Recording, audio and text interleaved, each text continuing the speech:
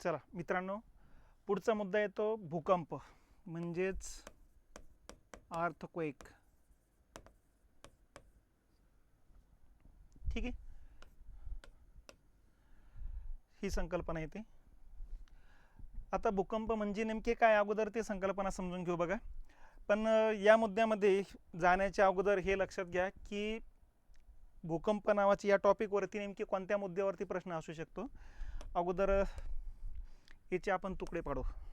Number 1, संकल्पना अगोदर clear करून घ्यावं लागेल आपल्याला, कारण या संकल्पनेवरती सुद्धा प्रश्न आलेले आहेत. त्याच्यानंतर भूकंपाची जी कारणे आहेत त्या कारणांवरती विचार करावा लागेल. त्याच्यानंतर भूकंपाच्या ज्या लहरी आहे, भूकंप लहरीचे जे प्रकार आहेत त्या भूकंप लहरीच्या प्रकारावरती विचार करावा लागेल. ठीक आहे. त्याच्यानंतर भूकंपाच्या प्रकारावरती विचार करावा लागेल. त्याच्यानंतर परिणाम आणि भूकंपाचे प्रदेश 1, 2, 3, 4, 5 या 6 मुद्द्यांवरती काम करावं लागेल. ठीक आहे. तर हे भूकंपाबद्दलची माहिती या ठिकाणी घेतली पाहिजे आपण. 1, 2, 3, 4, 5, 6 7 मुद्दे आहेत की या 7 मुद्द्यांभोवती या ठिकाणी भूकंपावरती प्रश्न आलेले आहेत. मग आता एक मुद्दा घेत चालू आपण. सगळ्यात अगोदर भूकंप म्हणजे नेमके काय हे आपल्याला समजून घ्यायचे. हे बघा, या ठिकाणी पृथ्वीचा जे काय अंतर्गत भाग आहे, या अंतर्गत भागात सातत्याने हालचाली चालू असतात आणि पृथ्वीच्या अंतर्गत भागातल्या हालचालीमुळे भूपृष्ठ हादरलं जातो. ठीक आहे. आणि जिथं ते हादरलं जातं त्या ठिकाणी ते धक्के जाणवले जातात बघा. तर अंतर्गत भागातल्या हालचालीमुळे भूपृष्ठांना जे हादरे बसतात त्या हादऱ्यांनाच म्हणायचं भूकंप. ठीक आहे. म्हणजे भूकंपाचा संबंध अंतर्गत भागाची जास्तीत जास्त असतो, कारण त्यातूनच हे हादरे बसण्याची शक्यता जास्त असते बघा. तर अशा पद्धतीने ही भूकंपाची संकल्पना येते. अंतर्गत भागातील हालचालीमुळे भूपृष्ठांना बसणाऱ्या हादऱ्यांना म्हणायचं भूकंप. आता हे भूकंप वर्षभराचा जर विचार केला 8,000 ते 10,000 वेळेस भूकंप होतात. म्हणजे प्रत्येक घंट्याला एक भूकंप होत असतो, हे लक्षात घेतलं पाहिजे. फक्त त्या भूकंपाची तीव्रता कमी जास्त असते. 70-80% भूकंपाची जाणीव पण आपल्याला होत नाही, इतके ते कमी तीव्रतेचे धक्के ते जाणवले जातात बघा. तर त्यामुळे साहजिकच त्या धक्क्याची नोंद होत नसेल तर त्यामुळं आपल्यालाही वाटायला लागतं की यार भूकंप झालाच नाही. पण सेस्मोग्राफवरती ज्याच्यावरती त्या नोंदी केल्या जातात त्या ठिकाणी जर बघितल्या तर याचे मोठ्या प्रमाणात नोंदी होतात. आणि नंतर लक्षात यायला लागतं भूकंपाची संख्या भरमसाठ आहे. काही देशात तर, जपानसारख्या देशात तर दिवसातून 2-3 तरी भूकंप सहज होऊन जातात. त्या लोकांना त्यांची ते सवयीचा भाग झालेला आहे असं. ठीक आहे. तर वर्षभरामध्ये 8 ते 10,000 वेळा भूकंप होत असतात. म्हणजे प्रत्येक घंट्याला जवळपास एक भूकंप होत असतो. ठीक आहे. आता या भूकंपाची जी नोंद आहे, जे काही यंत्र आहे किंवा परिमाण म्हणू आपण त्याला, ते येतं सेस्मोग्राफ.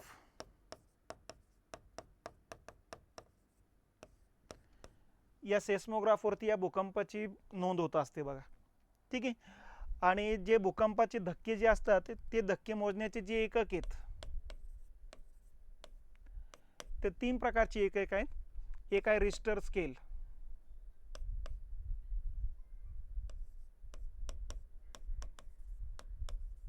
ठीक आहे. नंबर 2 आहे रॉसिफेरॉल.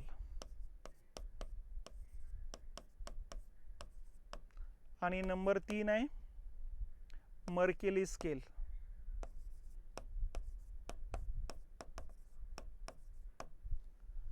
ह्या अशा प्रकारचे ही 3 एकक या ठिकाणी लक्षात घ्यावं लागेल. यातला फरक काय ते पण लक्षात घ्या. हे बघा, रिश्टर स्केल जी असते त्याच्यावरती 0 पासून ते 9 तीव्रतेचा जो धक्का असेल त्याची नोंद केल्या जात असते. रॉसिफेरॉल या एककामध्ये 1 रिश्टर स्केलपासून ते 11 रिश्टर स्केलपर्यंतच्या भूकंपाची नोंद केल्या जात असते. ठीक आहे. आणि मर्केली स्केल जो असतो तो 12 विविध श्रेण्यांमध्ये या ठिकाणी त्याची नोंद केल्या जात असते. म्हणजे हे गुणात्मक नोंद करण्याचे एकक मानले जात असतं बघा. गुणात्मक नोंदी केल्या जात असतात. ठीक आहे. मर्केली स्केलमध्ये म्हणजे पहिल्या 2-3 क्रमांकाचे जे भूकंप आहे त्याची कमी तीव्रतेचा भूकंप म्हणतात. जास्तीत जास्त घराची पडझड वगैरे झाली तर मग मोठा भूकंप म्हणतात. घरं वगैरे कोलॅप्स झालेत, ब्रिज वगैरे पडले गेलेत, रस्त्याला तडका दिलेत, तारा वगैरे कोलॅप्स झाल्या असेल, झाडं कोलॅप्स झाले असेल तर मग 10, 11 नंबर 12 नंबरचा तो श्रेणीतला भूकंप मानला जातो. तर थोडक्यात काय, ही मर्किली स्केल जी आहे ते भूकंपापासून किती नुकसान झालं त्याच्या आधारे भूकंपाची तीव्रता सांगण्याचे ते एकक आहेत. आणि धक्क्याची नोंद जर 0 पासून 9 पर्यंत होत असेल तर रिश्टर स्केलवर होत असते, आणि 1 पासून 11 पर्यंत नोंदी होत असेल तर रॉसी फिरालवरती नोंदी होत असतात. तर शक्यतो आपल्याकडे रिश्टर स्केलमध्ये नोंदी घेण्याचा प्रकार चालतो. ठीक आहे.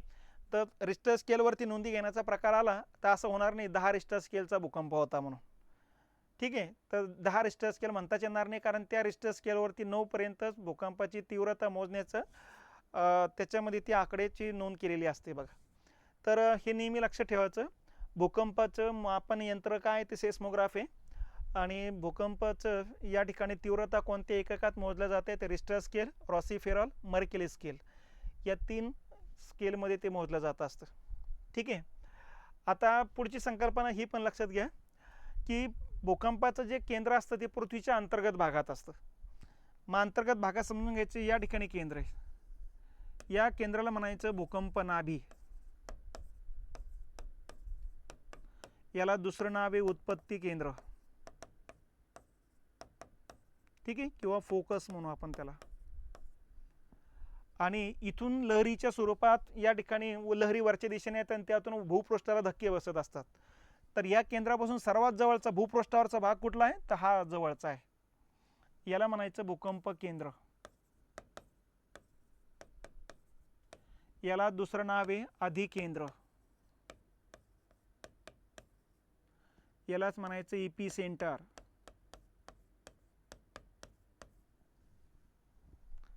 तर अशा पद्धतीनं भूपृष्ठावर जिथे धक्के जाणवले जातात त्याला भूकंप केंद्र किंवा अधिकेंद्र म्हणा किंवा अभिकेंद्र म्हणा, इपी सेंटर म्हणतो आपण त्याला. आणि त्या केंद्रापासून पृथ्वीच्या अंतर्गत भागातलं जे काही उगमस्थान आहे त्याला म्हणायचं भूकंप नाभी किंवा उत्पत्ती केंद्र किंवा फोकस. ठीक आहे. तर अशा पद्धतीने इथून या ठिकाणी भूकंपाचं मूळ केंद्र येत असेल तर इथून सगळीकडे या लहरी जात असतात, आणि सगळ्यात जास्त ज्या धक्के बसतात या ठिकाणी बसतात, जो भूपृष्ठावरचा जवळचा भाग लागतो त्या ठिकाणी. मग लगेच याच्या नोंदी जगातल्या सगळ्या देशातल्या सेस्मोग्राफवरती नोंदी होतात, आणि तिथंच लक्षात येतं आहे की कोणत्या देशाच्या जवळ तो भूकंप झालेला आहे, आणि मग त्या देशातल्या कोणत्या शहराजवळ, कोणत्या जिल्ह्याजवळ, कोणत्या तालुक्याजवळ, कोणत्या गावाजवळ तो भूकंपाचे केंद्र आहे ते लक्षात येत असतं बघा. तर अशा पद्धतीनं या ठिकाणची या नोंदी लक्षात घेतल्या पाहिजेत. तर अशा पद्धतीने ही भूकंपाबद्दलचं थोडक्यात माहिती या ठिकाणी लक्षात घेतली पाहिजे आपण. आता पुढच्या मुद्द्याकडे जो आपण, भूकंपाची कारणं कुठली, तर हे नोंदी घेतल्या पाहिजेत. ठीक आहे. मग आता भूकंपाची जी कारणं आहेत हे बघा. भूकंपाची तीव्रतेच्या आधारे हे श्रेणी बघा, हे 11 आणि 12 क्रमांकाच्या श्रेणीचा भूकंप जो असतो ना, भूपृष्ठावर लक्षणीय बदल होतात, प्रचंड जीवित आणि वित्तहानी होते, समुद्रात पर्वतीय लाटा म्हणजे सुनामी उफाळतात बघा. तर त्याला म्हणायचं श्रेणी 1 किंवा 12 क्रमांकाचा भूकंप. 9 किंवा 10 क्रमांकाचा असेल तर इमारती पडतात, धरणे फुटतात, भूजल पातळीमध्ये बदल होतो, नदीचा मार्ग बदलतात बघा, लोहमार्ग तुटतात. तर ह्या तुमचं नुकसान किती झालं त्यावरून ही तीव्रता मोजल्या जात असते. तर याला मर्किली स्केल म्हणतो आपण. हे मर्किली स्केलचं 12 श्रेणी दिलेली आहेत. ठीक आहे. आता पुढचा मुद्दा येतो भूकंपाची कारणे. आता भूकंप होण्याच्या पाठीमागची जी अनेक कारणे आहेत त्यामध्ये ही काही महत्त्वाची कारणे आहेत बघा. त्यामध्ये सगळ्यात पहिले दरडी कोसळणे. हे बघा, आपल्याला माहिती जागोजागी डोंगररांगा या ठिकाणी असतात बघा, आणि डोंगररांगेमध्ये या ठिकाणी कधी कधी डोंगररांगेची उंची वाढत जाते. जसं हिमालयन डोंगररांगा आहे, सातत्यानं 2 भूभाग एकमेकांच्या दिशेने चालतात, त्यामुळे मधला भाग वरती जात असतो, उंची वाढत जाते. उंची वाढत जाताना मग काही भाग खाली कोसळत असतो बघा. खाली कोसळले गेल्यामुळं त्या ठिकाणी हादरे बसतात, कारण एकदम धडाधूम खाली डोंगर आल्यामुळं या ठिकाणी हादरे बसतात. या हादऱ्यांनाच भूकंप म्हणतात. म्हणजे भूकंप म्हणजे काही लगेच सगळ्या गोष्टी काही अंतर्गत भागाशी रिलेटेड नसतात, काही वरच्या डायरेक्शनला पण असतात. ठीक आहे. तर हे एक कारण आहे. नंतर नंबर 2चं कारण आहे तर ज्वालामुखी फाटणे. मग आता हे ज्वालामुखी फाटण्याचा काय प्रकार आहे ते लक्षात घ्या. हे बघा, हे लक्षात घेतलं पाहिजेत की पृथ्वीच्या पोटामध्ये तुम्ही जसं खोल जावं तसं दर 32 मीटरला 1 डिग्रीना टेम्परेचर वाढते. हे लक्षात घेतलं पाहिजे. दर 32 मीटरला 1 डिग्रीना टेम्परेचरमध्ये वाढ होत असते. मग यावरून तुमच्या लक्षात येऊन जाईल की अंतर्गत भागाचा केंद्र भाग जो आहे तो 6371 किलोमीटर खोलीपर्यंत येतो असतो. आणि यावरून मग तापमान केंद्राजवळ जवळपास 2500 डिग्रीपर्यंत जात असते. इतक्या टेम्परेचरमध्ये आतला घनभाग राहत नसतो, पण तरी घनभाग राहतो. त्याच्या पाठीमागचं प्रमुख कारण म्हणजे जसं अंतर्गत भागात जावं तसं तापमान जसं वाढतं तसं दाब पण वाढतो. आणि तापमान आणि दाब सारख्या प्रमाणात वाढत असेल तर आतल्या घनभागाला धक्काही लागत नाही. पण हे सगळीकडे घडत नाही. काही भागात खोलीनुसार तापमान वाढत जातं, परंतु या ठिकाणी दाब त्या प्रमाणात वाढत नाही. आणि याचाच परिणाम मग त्या ठिकाणचा एरिया जास्त तापमानामुळे विरघळला जातो. आणि अशा पद्धतीनं मग एखादा भाग इथं विरघळला गेला, इथं लावारस तयार होतो, ज्याला मॅग्मा म्हणतात. त्या लावारसाला काय म्हणायचं? मॅग्मा. मग इथं लावारस तयार झाला की हा लावारस जो आहे किंवा ज्वालामुखी जो आहे त्याच्यामध्ये प्रचंड ताकद असते. आता काही मुद्दे लक्षात असले पाहिजेत. घन भागापेक्षा द्रवरूपात ताकद जास्त आहे आणि द्रवरूपापेक्षा वायुरूपात ताकद आणखीन जास्त आहे. मग आता याच ठिकाणी होतं काय, आणखीन टेम्परेचर वाढलं की द्रवरूपाचं रूपांतर वायुरूपात होऊन जाते. आणि मग हा वायुरूप जे वाफा जे आहे जसा मार्ग मिळेल तसा खडकाला फाकण्याचं काम करतात, वरती येण्याचं काम करतात बघा. कारण वरच्या बाजूनं भूकवचाचं घनता कमी आहे, अंतर्गत भागातली घनता जास्त आहे. भूकवचालगत या ठिकाणी प्रेशर कमी आहे, दाब कमी आहे, अंतर्गत भागात दाब वाढत जातो. वरच्या भागातला दाब हे 2002 वातावरणीय दाब असतो वरच्या भूकवचाचा, आणि केंद्राजवळ 35 लाख वातावरणीय दाब असतो. म्हणजे जास्त दाबाकडून कमी दाबाकडे लोटलं जात असतं बघा. म्हणून हे लावारस किंवा वाफा जे असतात वरच्या दिशेनेच लोटल्या जात असतात. आणि वरच्या दिशेने जात असताना मग जे वरच्या जो खडक आहे एकदम तो फाकला जातो.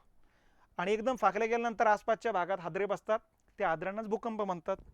म्हणून ज्या ठिकाणी ज्वालामुखी फाटतो त्या ठिकाणी भूकंपाच्या पण नोंदी होत असतात. आणि ते हादरेचीच ना ते मग रेजिस्टर स्केलमध्ये त्याची नोंद होत असते बघा. तर ह्याबरोबर हे एक कारण महत्त्वाचं मानलं जात असतं. तिसरं कारण येतं असतं अणुचाचण्या.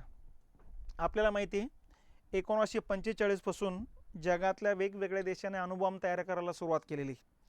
अणुबॉम्ब तयार करणारा पहिला देश आहे अमेरिका, दुसरा देश 49ला रशिया, तिसरा देश 54ला फ्रान्स आहे, 59ला इंग्लंड आहे, 64ला चायना आहे, त्याच्यानंतर 1974ला भारत आहे, 75ला इस्रायल आहे, त्याच्यानंतर 98ला पाकिस्तान आहे, 2006ला नॉर्थ कोरिया आहे.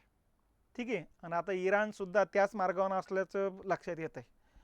अणुचाचण्या या ठिकाणी अणुबॉम्बची तयारी करण्याच्या अगोदर त्याच्यासाठी चाचण्या घ्याव्या लागतात. आणि या चाचण्या मग भू अंतर्गत जमिनीच्या अंतर्गत घ्याव्या लागतात. आणि त्या चाचण्या घेताना मग प्रचंड विस्फोट होत असतो बघा. या विस्फोटामुळं आसपासचा भाग हादरला जात असतो, ज्याची नोंद या ठिकाणी जगातल्या सेस्मोग्राफवरती प्रत्येक देशामध्ये घेतल्या जात असते बघा. निदान 5-6 रिश्टर स्केलचं त्या तीव्रतेची नोंद त्या अणुचाचण्यामुळे होऊन जात असते. तर अशा पद्धतीने एखाद्या देशाने अणुचाचण्या जरी केल्या तरी त्याच्यातून आसपासचा भाग हादरला जातो, घरं वगैरे कोलॅप्स होऊन जात असतात. तर त्यालाही भूकंपच म्हटलं जात असतं. तर भूकंपाचे हे एक कारण लक्षात घेतलं पाहिजे. त्यानंतर भूभाग सरकणे, यालाच म्हणायचं प्लेट टेक्टॉनिक थिअरी.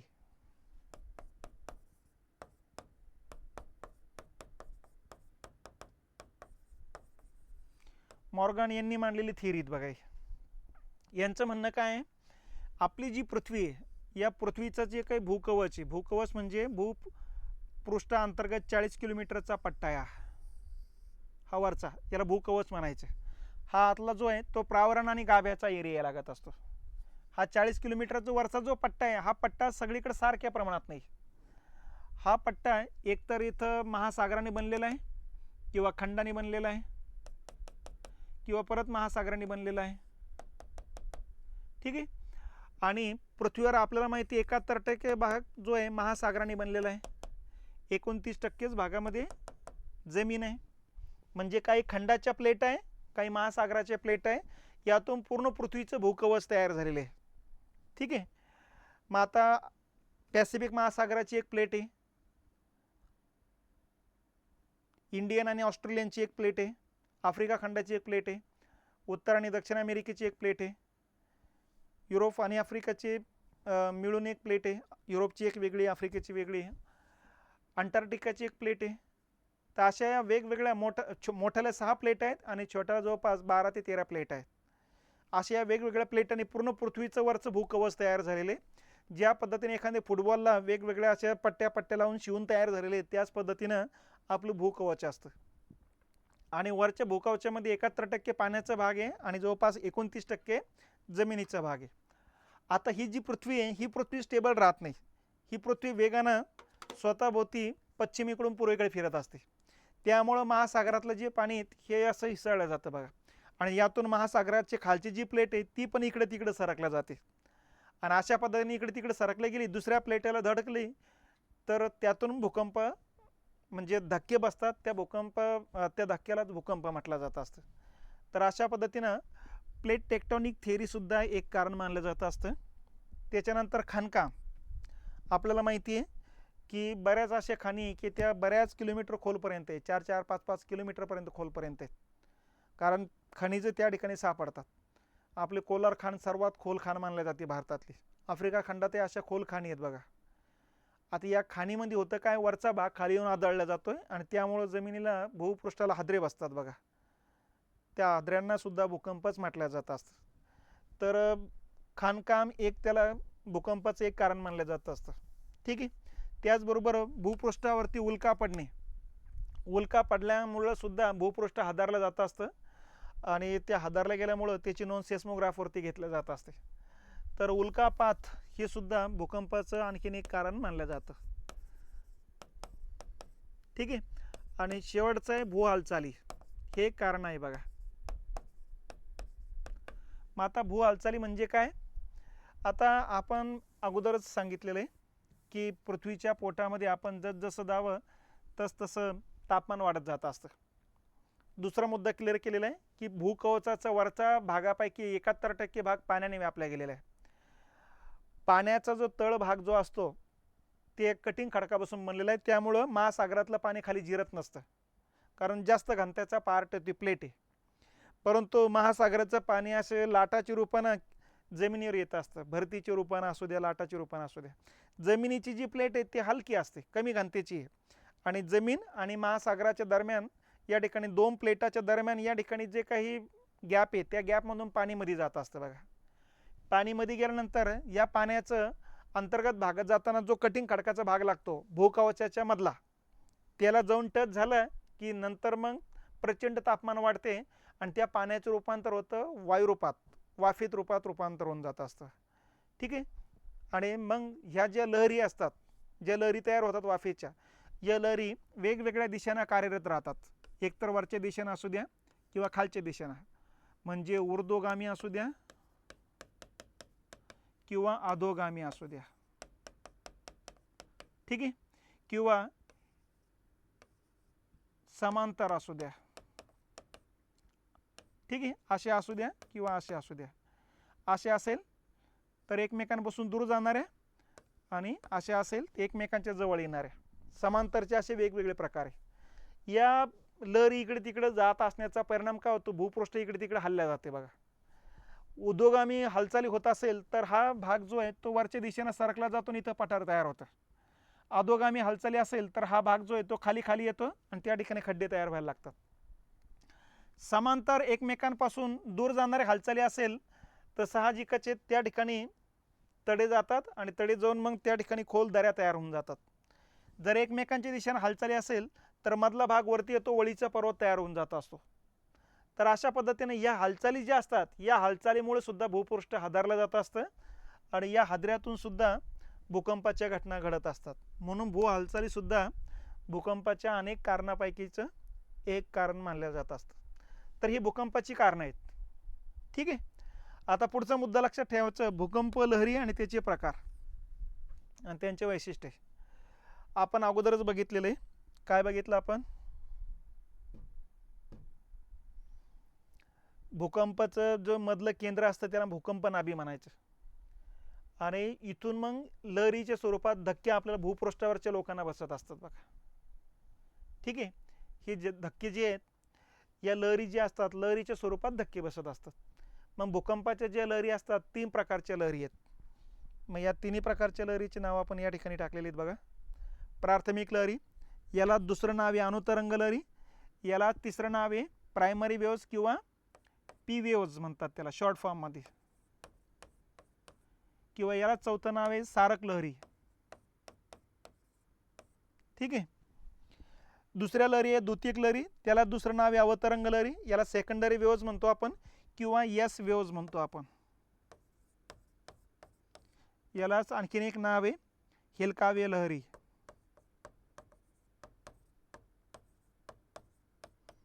ठीक आहे. आणि तिसरा प्रकार आहे तो भूपृष्ठीय लहरी म्हणजे सरफेस वेव्हज, याला तिसरं नाव येतं एल वेव्हज, लॉंग वेव्हज म्हणतो आपण त्याला. तर अशा पद्धतीनं लहरीचे असे 3 प्रकार आहे, प्राथमिक लहरी, द्वितीयक लहरी, भूपृष्ठीय लहरी म्हणजे अनुतरंग लहरी, अवतरंग लहरी आणि एल वेव्हज, अशा या 3 लहरी असतात बघा. जे काही मधलं केंद्र असतं ते बघा, इथलं मधलं जर समजून घ्यायचं, इथं केंद्र आहेत, इथून या लहरीला प्रवासाला सुरुवात करतात बघा. इथं धक्का बसला, इथून या लहरी वेगवेगळ्या दिशेनं जात असतात, इकडे येत असतात, इकडे येत असतात, इकडे येत असतात, इकडे येत असतात, हे नेहमी लक्षात ठेवायचं. ठीक आहे. या लहरी एकाच वेळेस प्रवासाला सुरुवात करतात पण एकाच वेळेस भूपृष्ठावर येत नाहीत, कारण या लहरीची दिशा वेगवेगळी आहे आणि गती वेगवेगळी आहे, हे लक्षात घेतलं पाहिजे. आता प्राथमिक लहरी ज्या असतात त्या कशा येतात त्या लक्षात घ्या. त्या सरळ प्रवास करतात सगळीकडं आणि सगळ्यात अगोदर भूपृष्ठावर इथं जाऊन पोहोचतात बघा. ठीक आहे. नंतर मग त्याच्या शेजारच्या भागात जाऊन पोहोचतात, नंतर मग या भागात जाऊन पोहोचतात त्या. ठीक आहे. आणि इथं मधला केंद्राचा जो भाग आहे, केंद्राच्या भागालगत या ठिकाणी असे सरळ जातात, इथं क्रॉस जातात, सरळ जातात, क्रॉस जातात, पुढे सरळ जातात. ठीक आहे. तर अशा पद्धतीनं या लहरी ज्या असतात या प्राथमिक लहरी सर्वात वेगवान लहरी असतात या, आणि या लहरीची नोंद जगातल्या सगळ्या देशामध्ये होत असते. मग आता या प्राथमिक लहरी सगळ्यात अगोदर येऊन पोहोचणाऱ्या लहरी यांची जी गती असते ती 12 ते 13 किलोमीटर पर सेकंद असते. ठीक आहे. एका सेकंदाला 12 ते 13 किलोमीटर प्रवास करतात, त्यामुळे भूपृष्ठावर सगळ्यात अगोदर येऊन पोहोचतात. जिथं सर्वात अगोदर येऊन पोहोचलं त्याला म्हणायचं भूकंप केंद्र. म्हणजे आता याच्यामध्ये सर्वात अगोदर इथे येऊन पोहोचेल कारण अंतर कमी, म्हणून याला म्हणायचं भूकंप केंद्र, याला म्हणायचं उत्पत्ती केंद्र किंवा भूकंप नाभी. ठीक आहे. आणि इथंच सर्वात जास्त नुकसान इथं होतं असतं, इकडं नुकसान होत नाही, इकडं फक्त नोंदी होतात. आता ते नुकसान का होत नाही ते पण लक्षात घेऊ. पण या प्राथमिक लहरीचं वैशिष्ट्य काय काय? नंबर 1, या सरळ प्रवास करतात. नंबर 2, या लहरी सर्वात वेगवान असतात. वेगवान असतात म्हणजे किती वेगानं असं वाहतात? 12 ते 13 किलोमीटर पर सेकंद इतक्या गतीनं वाहत असतात. ठीक आहे. नंबर 3, या जास्त घनतेच्या भागातून जास्त गतीनं प्रवास करतात, कमी घनतेच्या भागातून कमी गतीनं प्रवास करतात. म्हणजे भूकंप नाभीपासून भूपृष्ठाकडे येताना गती कमी होत जाते आणि भूकंप नाभीपासून केंद्राकडे जाताना तिची गती वाढत जाते कारण घनता वाढत जाते. नंबर 4, द्रवरूपातून प्रवास करताना वक्र प्रवास करतात, सरळ प्रवास करत नाहीत, वक्र प्रवास करतात. घनरूपात सरळ करतात, परत द्रव भाग लागला तर वक्र प्रवास करतात. म्हणजे या द्रव भागातूनही प्रवास करतात आणि घन भागातून सुद्धा प्रवास करतात. ठीक आहे. आणि फक्त लक्षात घ्यायचं, घन भागातून सरळ प्रवास करतात आणि द्रव भागातून वक्र प्रवास करतात. मग यावरून क्लिअर झालं की केंद्रालगतचा एरिया जो आहे तो द्रवरूपातला आहे हा, म्हणून याला आपण बाह्य गाभा म्हटलेलं आहे. बाह्य गाभा हा निमद्रव्य स्वरूपातला आहे, अंतर्गाभा हा घन स्वरूपातला आहे. तर हे क्लिअर झालेलं आहे आपल्याला या लहरीच्या आधारे. ठीक आहे. तर हे वैशिष्ट्य लक्षात घेतले पाहिजे आपण. काय काय वैशिष्ट्य आहे? एकतर यांची नावं लक्षात ठेवा. प्राथमिक लहरी म्हणतात, अनुतरंग लहरी म्हणतात, प्रायमरी वेव्हज म्हणतात, पी वेव्हज म्हणतात, सारक लहरी म्हणतात. ह्या एकमेकांच्या दिशेनं म्हणजे असे जे वेगवेगळे कण आहेत. आता हे सगळे भूपृष्ठ जे आहे वेगवेगळ्या कणाने बनलेले आहे. हा कण याला धडकतो, हा कण याला धडकतो, हा कण याला धडकतो, वरच्या दिशेनं जातात, म्हणून सरळ दिशेनं प्रवास करतात या लहरी. ठीक आहे. तर ही वैशिष्ट्य या प्राथमिक लहरीची असतात बघा. आता दुसरे येतात द्वितीयक लहरी. द्वितीयक लहरी जी असतात इथूनच सुरुवात करतात, ज्यावेळेस प्राथमिक लहरी निघाल्या त्याच वेळेस सुरुवात करतात. पण या लहरी सरळ येत नाहीत, यांची दिशा वेगवेगळी असते. या काटकोन त्रिकोणात प्रवास करतात, म्हणजे इथून निघाल्या ह्या अशा प्रवास करतील, त्या इकडं अशा प्रवास करतील. इकडं अशा प्रवास करतील, इकडं अशा प्रवास करतील आणि इकडं इथपर्यंतच जातील, इकडं पुढं दिसणार नाही, इथं इथपर्यंतच जातात. कारण घन भागातूनच प्रवास करतात, त्या द्रव भागातून प्रवास करण्याचा त्यांचा गुणधर्म नसतो. त्यामुळे साहजिकच आहे या पट्ट्यामध्ये द्वितीयक लहरी दिसणार नाहीत. आणि याच पट्ट्याला म्हणायचं मग छाया प्रदेश, भूकंपाचा छायाचा प्रदेश म्हणतात हा पट्टा. आणि हा पट्टा कुठून कुठपर्यंत येतो, तर हा पट्टा येतो असतो 140 आपलं 104 डिग्री ते 143 डिग्रीपर्यंत येतो असतो. याला म्हणायचं भूकंप छाया प्रदेश म्हणायचं आपण. ठीक आहे. आणि ह्या द्वितीयक लहरी सगळीकडे अशाच जातात बघा, काटकोन त्रिकोणात म्हणायचं आपण. ठीक आहे. या लहरीची गती कमी आहे. प्राथमिक लहरीची गती किती होती, 12 ते 13 किलोमीटर पर सेकंद होती. याच्या निम्म्यानं गती कमी असते, 6 ते 7 किलोमीटर पर सेकंद. ठीक आहे. इतकी गती याची कमी मानल्या जात असते बघा. ठीक आहे. आणि या लहरी प्राथमिक लहरी पोहोचल्यानंतर या ठिकाणी मग भूपृष्ठावर येऊन पोहोचत असतात, हे लक्षात घेतलं पाहिजे. आणि या लहरीमुळे फारसं काही नुकसान होत नाही. प्राथमिक लहरीमुळे नुकसान होत नाही, या द्वितीयक लहरीमुळे नुकसान होत नाही.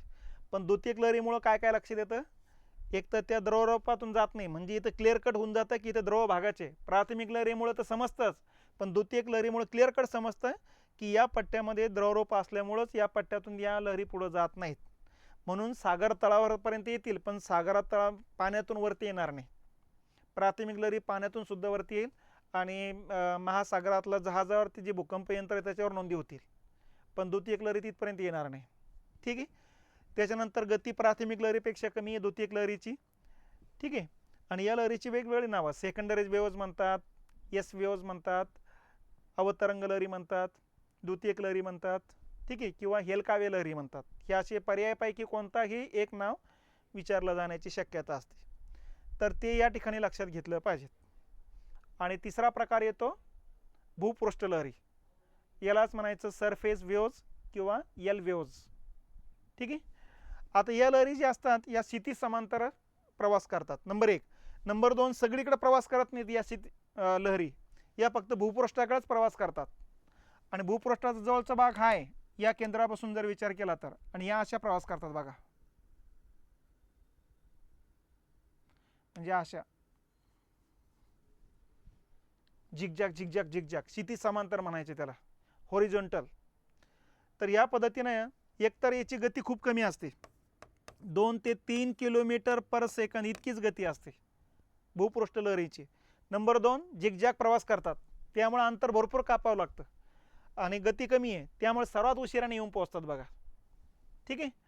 फक्त या लहरीचे वैशिष्ट्य असे, या क्षितिज समांतर प्रवास करत असल्यामुळे इथलं भूपृष्ठ जास्त आधारलं जातं असं, त्यामुळं या भूपृष्ठावरचे वनस्पती घरं कोलॅप्स व्हायला लागतात बघा, आणि म्हणून जीवित आणि वित्तहानी होत असते.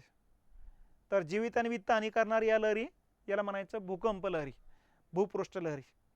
आणि या भूपृष्ठाकडेच येतात, बाकीकडे इकडे जात नसतात, म्हणून इकडं जीवित आणि वित्तहानी होत नाहीत इतर भागामध्ये, फक्त याच भागामध्ये होत असते. त्याच्या कारणे या भूपृष्ठ लहरी आहेत. तर अशा पद्धतीनं भूकंपाची या 3 लहरी लक्षात घेणं गरजेचे आहे, प्राथमिक लहरी, द्वितीयक लहरी, भूपृष्ठ लहरी. यांचा एक चार्ट आपण तयार करू. मग इथे आहेत प्राथमिक लहरी, इथे येतात द्वितीयक लहरी, इथे येतात भूपृष्ठ लहरी. मेजॉरिटी वेळेस प्रश्न जे आलेले आहेत तेही लक्षात घ्या. खालीलपैकी अयोग्य लहरी ओळखा. इथं 1 नंबर, हा 2 नंबर, 3 नंबर, 4था नंबर असतो भूऔष्णिक लहरी, आणि अयोग्य कोणती किंवा योग्य कोणते कोणते ते लक्षात घेण्याची गरज असते. ठीक आहे. आता इकडं आपण मुद्दे तयार करू. दिशा, प्राथमिक लहरी ज्या असतात त्या सरळ प्रवास करतात. ठीक आहे. द्वितीयक लहरी काटकोन त्रिकोणात प्रवास करतात, आणि भूपृष्ठ लहरी ज्या असतात त्या क्षितिज समांतर प्रवास करतात. ठीक आहे. नंबर 2 असते गती. प्राथमिक लहरी ज्या असतात यांची गती सर्वात जास्त असते, सर्वाधिक म्हणजे किती, 12 ते 13 किलोमीटर पर सेकंद. याची गती मध्यम असते. मध्यम म्हणजे किती 6 ते 7 किलोमीटर पर सेकंद आणि याची गती सर्वात कमी असते.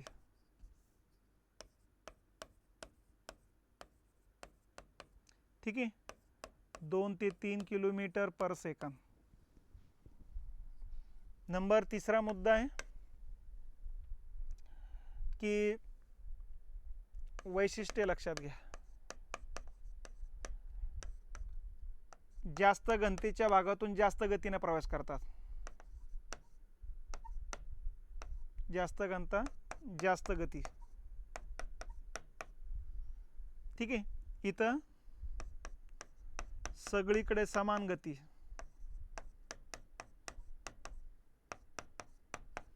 ठीक आहे, इकडे समान गती आहे. नंबर 2 आहे सगळीकडे प्रवास करतात.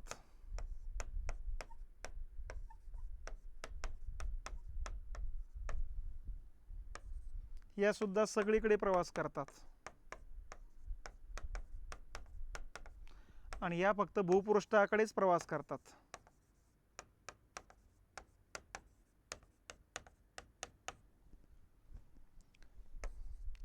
या घन आणि द्रव भागातूनही प्रवास करतात.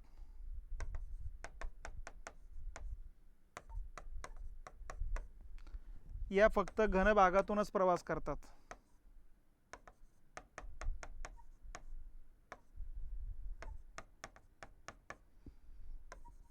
आणि या घन आणि द्रव भागातून प्रवास. ठीक आहे, या लहरीमुळे जीवित आणि वित्त हानी होत नाही.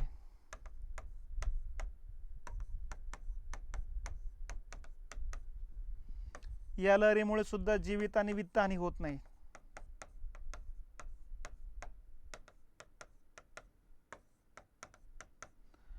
आणि या लहरीमुळे जीवित आणि वित्त हानी होत असते.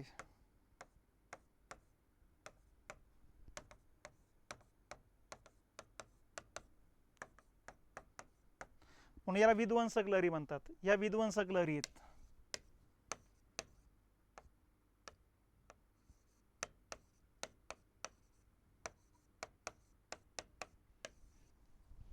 ठीक आहे, यांना विध्वंस होत नाही, या विध्वंसक लहरी असतात. तर अशा पद्धतीनं या 3 लहरीचं हे प्रकार आणि त्यांचे वैशिष्ट्य लक्षात घेतले पाहिजेत. ठीक आहे, यांचे पर्याय नावं अनुतरंग लहरी म्हणायचं, यालाच म्हणायचं अवतरंग लहरी, याला भूपृष्ठ लहरी म्हणायचं. शॉर्ट फॉर्म नाव काय, याला पी वेव्ज म्हणायचं, याला एस वेव्ज म्हणायचं, याला एल वेव्ज म्हणायचं, याला सारक लहरी म्हणायचं, याला हेलकावे लहरी म्हणायचं. ठीक आहे, याला सरफेस वेव्ज म्हणायचं. Primary waves, secondary waves, surface waves. तर अशा पद्धतीनं या लहरीचे हे प्रकार सुद्धा लक्षात घेणं गरजेचे आहे.